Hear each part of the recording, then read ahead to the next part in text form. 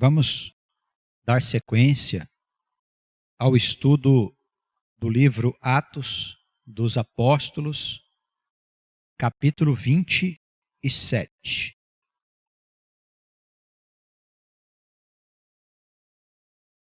E como se determinou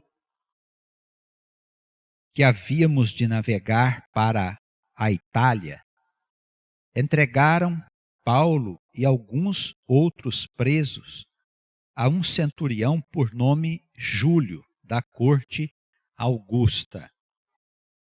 E embarcando nós em um navio adramitino, partimos navegando pelos lugares da costa da Ásia, estando conosco Aristarco, macedônio de Tessalônica. E chegando no dia seguinte a Sidom, e Júlio, tratando Paulo humanamente, lhe permitiu ir ver os amigos para que cuidassem dele. E partindo dali, fomos navegando abaixo de Chipre, porque os ventos eram contrários. E tendo atravessado o mar, ao longo da Cilícia e Panfilha, chegamos a Mirra, na Lícia, e achando ali o centurião, um navio de Alexandria, que navegava para a Itália, nos fez embarcar nele. E como por alguns dias navegássemos vagarosamente, havendo chegado apenas defronte de Sinido, não nos permitindo o vento ir mais adiante, navegamos abaixo de Creta, junto de Salmone, e costeando-a, dificilmente chegamos a um lugar chamado Bons Portos, perto do qual estava a cidade de Lazéia. Nós vimos aqui, na introdução do capítulo 27, vamos ver se hoje concluímos o nosso estudo de Atos. Nós vimos na introdução que Paulo estava sendo levado com alguns dos seus amigos para Roma. Nós vimos que ele havia pedido para ser julgado por César, para evitar que os judeus pudessem fazer mal a ele. Foi nesse barco aqui que o apóstolo estava viajando para Roma, e a gente vê que era uma dificuldade muito grande as viagens. O narrador aqui, que é Lucas, ele fala das dificuldades do vento. Também assim, você não embarcava num navio para ir para Roma. Eles embarcavam num navio que fosse lá para perto. E daí em outro navio e outro, até que chegasse no porto, para poder colocar lá os prisioneiros, conforme estava previsto aqui por esse Júlio, que era um centurião que estava responsabilizado de levar Paulo preso até Roma. Não é como hoje que a gente compra uma passagem e vai de uma cidade para outra com facilidade.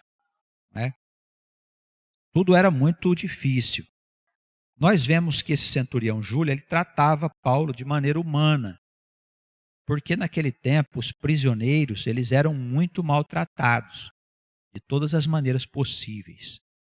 Geralmente andavam acorrentados, eles se alimentavam muito mal e eram colocados em masmorras, em porões de alguma fortaleza, e ali eles ficavam. E nós percebemos que, no caso do apóstolo, ele foi mais bem cuidado, porque ele tinha se declarado um cidadão romano, e aí o centurião ficou sem saber muito bem como tratá-lo, porque ele não queria tratá-lo como um prisioneiro comum.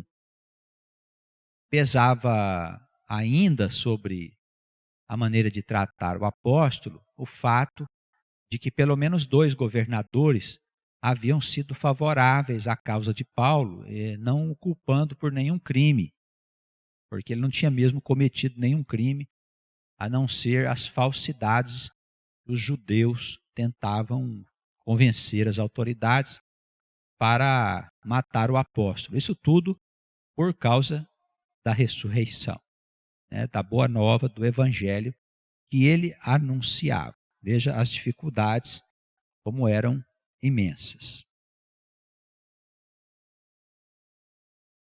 Acompanhando aí a leitura, no versículo 9 agora, os irmãos daqui, os que estão longe, recebendo a palavra, a partir do verso de número 9, a narrativa diz o seguinte: passado muito tempo, e sendo já perigosa a navegação, pois também o jejum já tinha passado, Paulo os admoestava, dizendo-lhes: Senhores, vejo que a navegação há de ser incômoda e com muito dano, não só para o navio e para a sua carga, mas também para as nossas vidas. O apóstolo Paulo, ele tinha assim um dom de profecia. De vez em quando ele profetizava sobre acontecimentos futuros e também sobre alguns fatos circunstanciais que estavam por se passar. Mas vamos estar atentos para perceber que ele tratava aqui dos interesses coletivos e nunca das individualidades. Então, o dom de profecia, hoje muito mal utilizado nas igrejas evangélicas, ele é usado para adivinhar fatos relacionados aos indivíduos e para expor a vida das pessoas publicamente, o que de modo algum acontecia na igreja primitiva. O que não é prática da igreja dos tempos apostólicos, nós não devemos colocar na igreja dos nossos dias. Tá bem? Então a gente percebe que Paulo estava ali tendo uma percepção de acontecimentos que estavam por vir, que iriam afetar o navio, a carga do navio e também a vida de todos eles. Isso diz aí o versículo 10. Mas o centurião cria mais no piloto e no mestre do que no que dizia Paulo. Então, o chefe dos soldados lá que estava acompanhando Paulo, ele depositava mais confiança na experiência do mestre, daquele que pilotava o navio, né? E ele comia assim diante do que Paulo havia dito. E como aquele porto não era cômodo para invernar, estava aproximando o inverno, os mais deles, os demais homens, foram de parecer que se partisse dali para ver se podiam alcançar a localidade de Fênice, que é um porto de Creta, que olha para o lado do vento da África e do Coro, e invernar ali. Porque durante o inverno eles não poderiam viajar, né? Havia frio, havia muita chuva, neve, coisas que colocavam em risco a viagem. Olha as dificuldades, como era tudo muito complicado, né? Durante o inverno, se o sujeito estivesse viajando, ele tinha que parar num lugar, esperar passar o inverno, para depois ele seguir viagem, né? Tudo era muito difícil. Hoje a gente se desloca com tanta facilidade, né? Para cima e para baixo, aí, fazendo o que é necessário. E soprando o sul brandamente, que é o vento, lhes pareceu terem já o que desejavam. E baixando as velas, foram de muito perto, costeando a região de Creta. Mas não muito depois, deu nela um pé de vento chamado Euroaquilão. E sendo o navio arrebatado e não podendo navegar contra o vento, dando de mão a tudo, nos deixamos ir à toa. Ir à toa, assim, deixar o vento levar o barco, né? Para não tentar enfrentar o vento. Como o vento era muito forte, eles deixaram o barco e sendo carregado por ele. Versículo 16: correndo abaixo de uma pequena ilha chamada Clauda, apenas pudemos ganhar o batel. E levado este para cima, usaram de todos os meios cingindo o navio, cobrindo o navio e temendo darem a costa da Sirte, que eram regiões lá onde eles estavam navegando. Amainadas as velas, baixaram as velas e seguiram ao sabor do mar e do vento. E andando nós agitados por uma veemente tempestade, no dia seguinte, aliviaram o navio. Aliviar é jogar cargas e coisas desnecessárias no mar para o navio ficar mais leve, mais controlável, né? Ao terceiro dia, nós mesmos, com as nossas próprias mãos, lançamos ao mar a armação do navio, que era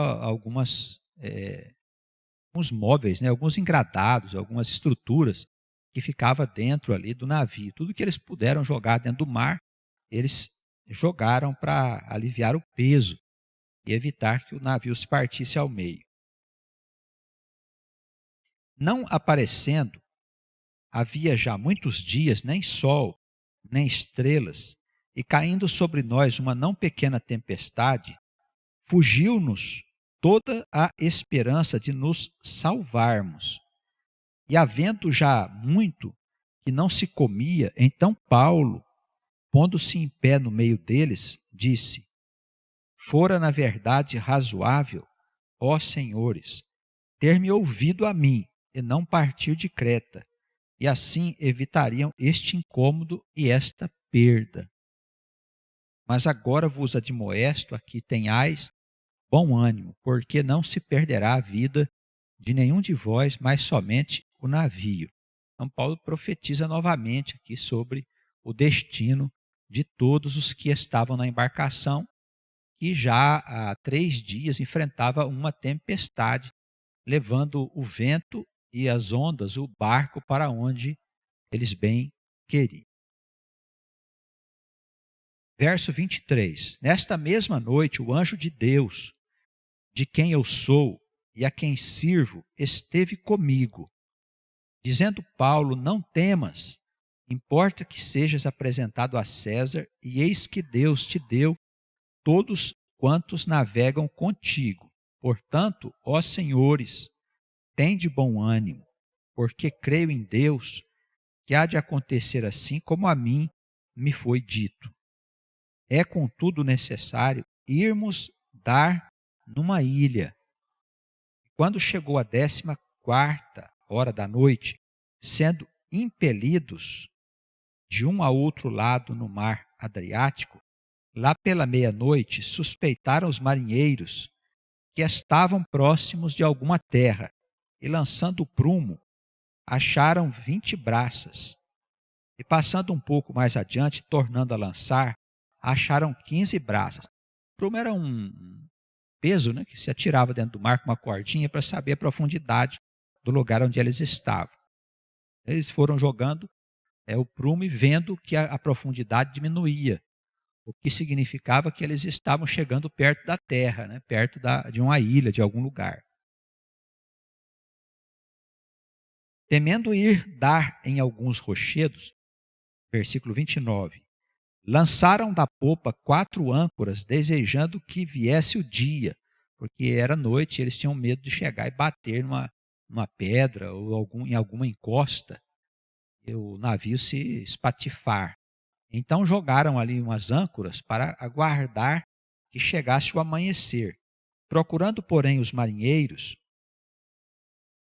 fugir do navio, tendo já deitado o batel ao mar, como querendo lançar as âncoras pela proa, disse Paulo ao centurião e aos soldados: se esses não ficarem no navio, não podereis salvar-vos.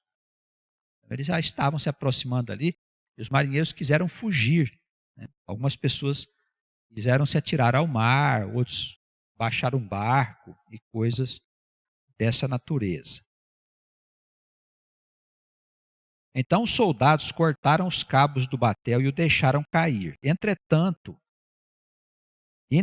que o dia vinha, Paulo exortava a todos que comessem alguma coisa, dizendo: é já hoje o 14º dia que esperais, e permaneceis sem comer, não havendo provado nada. Isso aqui que é o jejum que eles estavam falando lá. Não é que eles fizeram jejum por questões religiosas. É porque não tinha como comer naquela circunstância. Portanto, exorto-vos a que comais alguma coisa, pois é para a vossa saúde, porque nenhum cabelo cairá da cabeça de qualquer de vós. E havendo dito isso, tomando o pão, deu graças a Deus na presença de todos, e partindo-o começou a comer. E tendo já todos bom ânimo, puseram-se também a comer. E éramos ao todo no navio 276 almas. E refeitos com a comida, aliviaram o navio, lançando o trigo ao mar. E sendo já dia, não conheceram a terra. Enxergaram, porém, uma enseada que tinha praia e consultaram-se sobre se deveriam encalhar nela o navio. Eles viram uma praia, mas não viram direito em que lugar eles estavam. Começaram a discutir se deveriam lançar o navio lá. Dando, porém, num lugar de 2 mares, encalharam ali o navio. Esse lugar de 2 mares deve ser 2 correntes, né? Correntes contrárias ali, perto dos rochedos, perto da praia. Encalharam o navio num lugar e a proa ficou fixa. Olha o versículo 41. O navio ficou imóvel e a popa, à frente dele, começou a se abrir com a força das ondas. Então a ideia dos soldados foi que matassem os presos para que nenhum fugisse, escapando a nado. Essa passagem aqui, ela é porque quando um preso fugia, o soldado responsável acabava sendo penalizado com a morte, né, se o preso fugisse. Então, naquele momento ali que os presos queriam fugir, o centurião ficou desesperado, né? Porque ele sabia que ele ia acabar sendo penalizado pelos seus superiores. Então, as leis naquele tempo eram muito, muito duras. O centurião, querendo salvar a Paulo, lhes estorvou este intento e mandou que os que pudessem nadar se lançassem primeiro ao mar e se salvassem em terra, e os demais, uns em tábuas e outros em coisas do navio. E assim aconteceu que todos chegaram à terra salvos. Então o navio se desfez praticamente ali, encalhado, e o pessoal, um saía nadando, outro se pegava em tábua, em alguma coisa que havia caído do navio, e foram se aproximando da praia, né? E acabaram todas as almas salvas, como o apóstolo havia profetizado. Tá bem? Vamos adentrar aí o último capítulo, que é o 28.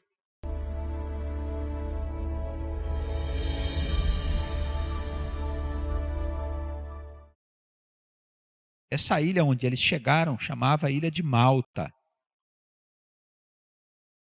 Introdução ao capítulo 28, versículo 1. Havendo escapado, souberam então que a ilha se chamava Malta. E os bárbaros usaram conosco de não pouca humanidade, porque acendendo uma grande fogueira, nos recolheram a todos por causa da chuva que caía, por causa do frio. O fato de chamar o pessoal lá da ilha de bárbaro não quer dizer que eles eram selvagens. A gente vê que eles receberam Paulo, os prisioneiros, todos que estavam, o centurião e todos que estavam com eles receberam de maneira gentil, né, de maneira cordial, acenderam uma fogueira e tudo mais. O que o narrador aqui fala, chamando-os de bárbaros, ele quer dizer que eles não falavam grego, eles falavam uma outra língua. Então, naquele tempo, quem não falava grego, parecia que o sujeito era um bárbaro, né? Então, é nesse sentido que Lucas aqui faz referência aos moradores dessa ilha chamada Malta. Tá bem? Não é que eles eram selvagens, não. Havendo Paulo ajuntado uma quantidade de madeira e pondo-as no fogo, uma pequena cobra fugiu do calor e lhe picou a mão. E os bárbaros, quer dizer, os moradores lá da ilha, vendo que a víbora estava pendurada na mão de Paulo, diziam uns aos outros: certamente este homem é homicida, visto como, escapando do mar, a justiça não o deixa viver. Então os bárbaros lá tinham uma ideia de que Deus podia tirar a vida da pessoa usando uma serpente por causa da justiça de Deus, né? Da sua própria justiça. E eles concluíram que Paulo havia escapado lá do naufrágio, do navio, mas que aquela víbora veio ali para cumprir a vontade de Deus, fazer justiça. Eles viram que a cobra saiu pendurada na mão de Paulo, né? Sacudindo ele a víbora, diz o versículo 5, no fogo ele não sofreu nenhum mal, e eles esperavam que viesse a inchar ou a cair morto de repente. Mas tendo esperado já muito, vendo que nenhum incômodo lhe sobrevinha, mudando de parecer, eles começaram a dizer que Paulo era um deus. Então, é de um extremo para o outro, né? Não é mesmo? Mas foi a ação benfazeja do Senhor, do Espírito Santo, que fez com que aquele veneno, né, não afetasse a vida de Paulo. Tá bem? É claro que se a víbora não fosse venenosa, eles nem iriam colocar o incidente na Escritura.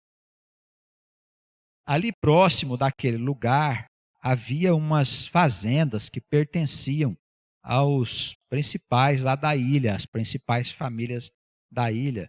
E havia um lá que chamava Públio. Ele nos recebeu e hospedou benignamente a Paulo, a Lucas e os irmãos que estavam com eles em viagem, né, por um certo tempo. A gente vê aí que durante 3 dias eles ficaram na casa desse principal lá, que devia ser um dono de fazenda, uma autoridade lá no lugar. Ele recebeu a Paulo na casa dele, ficou 3 dias ali sendo bem recebido. Estava enfermo de cama o pai de Públio, desse homem que recebeu Paulo. Devia estar com uma disenteria, né? Uma espécie de uma dor de barriga, enfim. Devia ser uma coisa séria porque ele tinha febre, né? Naquele tempo não havia os tais antibióticos que ajudam a matar aí as bactérias e a pessoa se recuperar facilmente.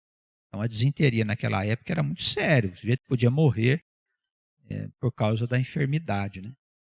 E Paulo foi ver e orou sobre aquele homem e pôs as mãos sobre ele e o curou. Feito pois isto, vieram também ter com ele os demais que na ilha tinham enfermidades e sararam. Então Paulo aproveitou, mesmo estando nessa viagem, passando por ali por causa de um acidente que ocorreu com o navio onde ele viajava, ele aproveitou para exercer o seu ministério, falando da palavra, curando as pessoas. E assim também, uma dimensão um pouco diferente, nós precisamos dar cumprimento à nossa vida. Às vezes acontece alguma coisa desagradável na nossa família, ou no nosso serviço, ou na nossa experiência diária, e aí nós paramos de anunciar, nós paramos de trabalhar para Deus. Por quê? Porque aconteceu aquela coisa desagradável. Ora, mas será que Deus não estava vendo que aquele navio ia se partir ao meio? Por que deixou que eles saíssem lá da cidade e se enfiassem no mar? Paulo, o grande apóstolo, estava lá a bordo do navio. Deus não poderia impedi-lo? Poderia impedir, mas Deus dá a liberdade a nós e Ele tem um propósito que está além do nosso conhecimento. Se acontece uma coisa desagradável na nossa vida, nós precisamos seguir. Tendo oportunidade, continuemos anunciando a palavra, continuemos anunciando a boa nova, fazendo o que for possível para dizer que Deus cuida da gente, pode nos ajudar muito com as nossas doenças, com as nossas tragédias, com as nossas dificuldades, com os embaraços. Deus é a nossa esperança, é a única solução. Amém? A gente vê que Paulo não deixou de cumprir o seu ministério. Então aqueles homens, diz aqui o Lucas na sua narrativa, nos distinguiram com muitas honras e havendo de navegar nos proveram das coisas necessárias. E 3 meses depois, olha só, 3 meses depois, ficaram nessa ilha. A gente vê que os versículos aqui, a história é muito longa. Há um breve resumo da vida deles que está escrito na Escritura Sagrada. 3 meses depois, partimos num navio de Alexandria, que invernara na ilha, o qual tinha por insígnia Castor e Polos, que eram 2 deuses lá da mitologia grega, e, segundo os marinheiros, protegia os navios e as viagens no mar. Por isso ele tinha esse nome, né? Esse Castor e Pollux era a insígnia que ele tinha lá, o nome do navio. Chegando a Siracusa, ficamos ali 3 dias, de onde, indo costeando, viemos a Régio e, soprando um dia depois um vento do sul, chegamos no segundo dia a Puteoli, onde, achando alguns irmãos, nos rogaram que por 7 dias ficássemos com eles e depois nos dirigimos a Roma. Então ele acabou encontrando irmãos lá nessa cidade e ali passou uma semana conversando, instruindo os irmãos, possivelmente anunciando o evangelho, curando pessoas. Essas coisas não estão na narrativa. Mas a gente não pode pensar um apóstolo ficar lá uma semana sentado esperando chegar a hora dele ir embora. Deve ter ficado trabalhando, dando cumprimento ao seu ministério. De lá, ouvindo os irmãos boas novas de nós, nos saíram ao encontro à praça de Ápio e às 3 vendas. E Paulo, vendo-os, deu graças a Deus e tomou ânimo. Logo que nós chegamos a Roma, o centurião entregou os presos ao capitão da guarda, mas Paulo, ele permitiu que morasse por sua conta à parte com o soldado que o guardava. Então, alguns prisioneiros eram tratados de uma forma diferente. A Paulo, por causa daquelas razões que eu disse a vocês, ele era tratado de uma maneira diferente, mas o soldado o acompanhava. Frequentemente, também o prisioneiro estava amarrado ao soldado, né, por uma corrente, ou por uma algema, coisas dessa natureza. Mas o chefe da guarda lá permitiu que Paulo alugasse um quarto ou uma pequena casa para ele poder aguardar. Aconteceu que 3 dias depois, versículo 17, Paulo convocou os principais dos judeus e juntos eles lhes disse: homens e irmãos, não havendo eu feito nada contra o povo ou contra os ritos paternos, vim contudo preso desde Jerusalém, entregue nas mãos dos romanos. É Paulo que está falando aqui. Ele não havia feito nada nem contra o povo, nem contra aquilo que os antigos judeus acreditavam, os pais da fé. Ele estava ali preso por causa da perseguição lá em Jerusalém.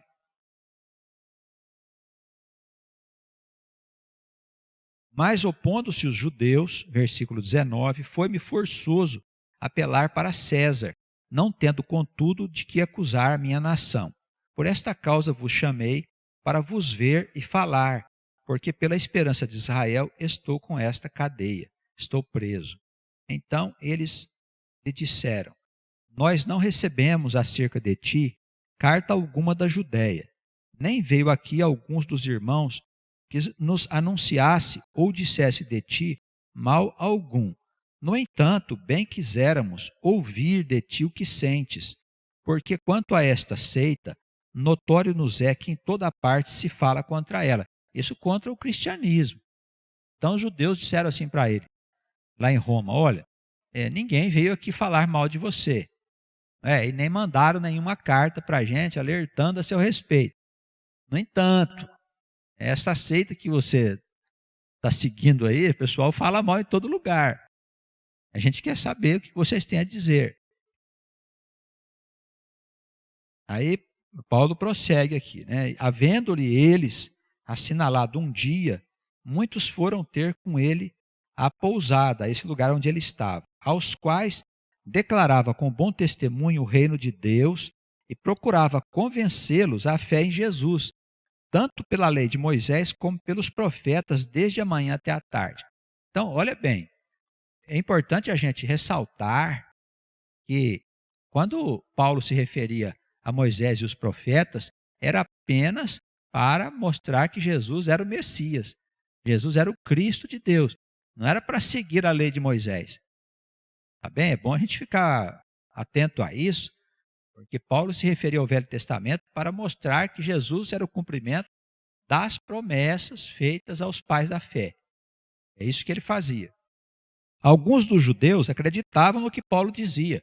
Olha o versículo 24. Outros não acreditavam.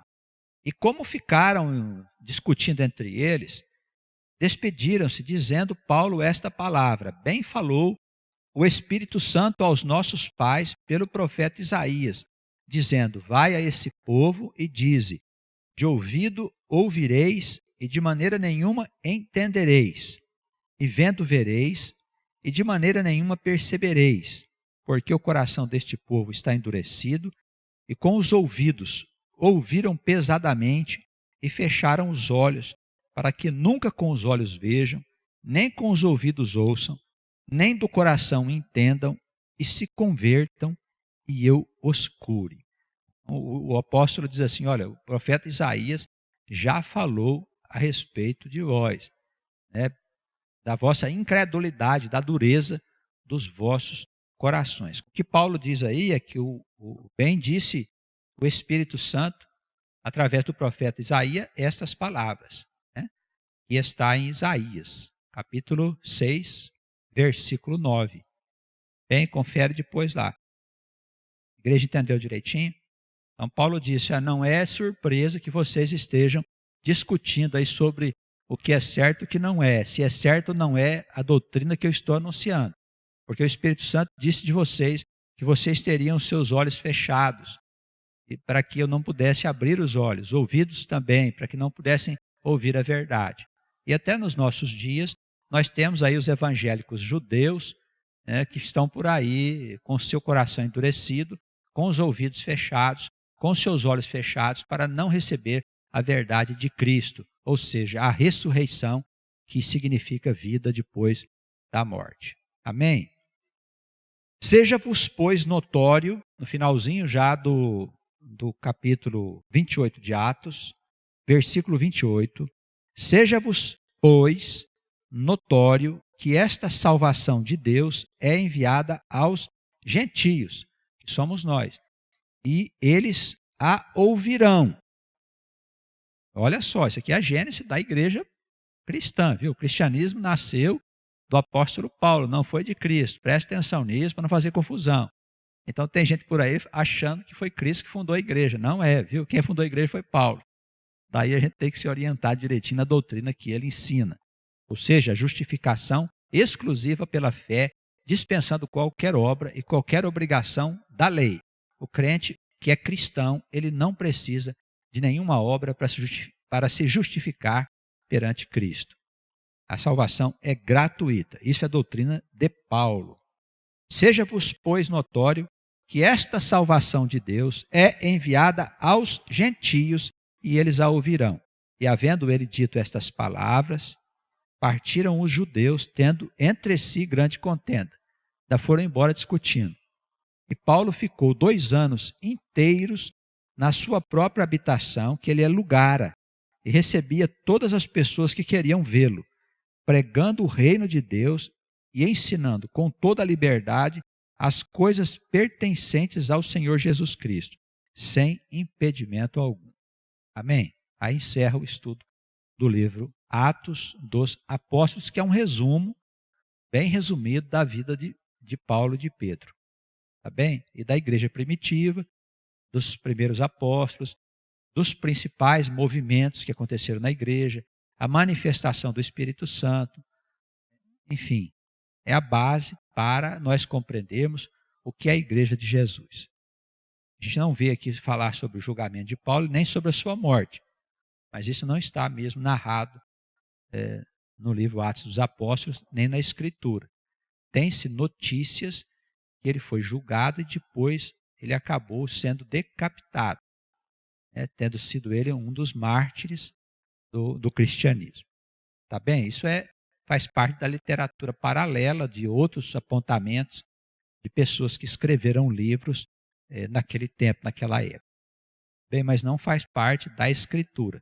Pode ser até que Lucas soubesse disso, mas não quis ele terminar a sua narrativa sobre a vida de Paulo, sobre o seu ministério, com a sua morte. De alguma maneira, a morte de Paulo poderia respingar na morte do Senhor. Os irmãos percebem, né? Porque a morte gloriosa de Cristo é que nos salvou dos pecados. Cristo é o nosso Cordeiro Imaculado que veio ao mundo para remir-nos dos nossos pecados, para nos perdoar e para nos dar vida nova. E a morte de Paulo poderia entrar aí e atrapalhar um pouco. O pessoal sempre gosta de alguém que é martirizado, né? Pode tornar o sujeito santo. E Lucas preferiu não falar nada a respeito da morte de Paulo, mas com certeza ele deve ter participado, sabido de tudo o que aconteceu. Mas não escreveu nesse documento. Também preferiu terminar a sua narrativa dizendo que Paulo ficou pregando o reino de Deus, ensinando com toda a liberdade as coisas pertencentes ao Senhor Jesus, sem nenhum impedimento. Preferiu terminar assim, está bom para nós. Amém? Como, pastor? No caso de Pedro também, não há nada registrado a respeito. Fala que ele foi crucificado de cabeça para baixo, né? Dizem. A tradição diz isso. Tá bem? Irmãos, nós vamos concluindo aqui o livro de Atos, né? Atos dos Apóstolos. Fizemos um estudo geral dos pontos mais importantes. Isso não quer dizer que o assunto foi esgotado, ao contrário, há muito mais ainda para nós discutirmos. E se nós tivermos tempo, quem sabe, ainda antes do fim dos dias do velho pastor, a gente possa voltar a examinar Atos e aprofundar um pouco mais os ensinamentos. Tá bem? Porque temos que examinar ainda Romanos, Hebreus, Evangelho segundo João. Daí a gente está pronto para revisar o que nós fizemos. Tá bem? Se a gente conseguir fazer isso, já vai estar de bom tamanho, haverá bastante material interpretativo, numa linguagem um pouco diferente da igreja tradicional. Nós vamos deixar para os irmãos que vão cuidar da igreja e para as gerações vindouras que acompanharem aí este caminho que Deus nos revelou. Que a igreja seja abençoada, os irmãos que estão em outras cidades possam também receber as bênçãos do Filho de Deus. Amém.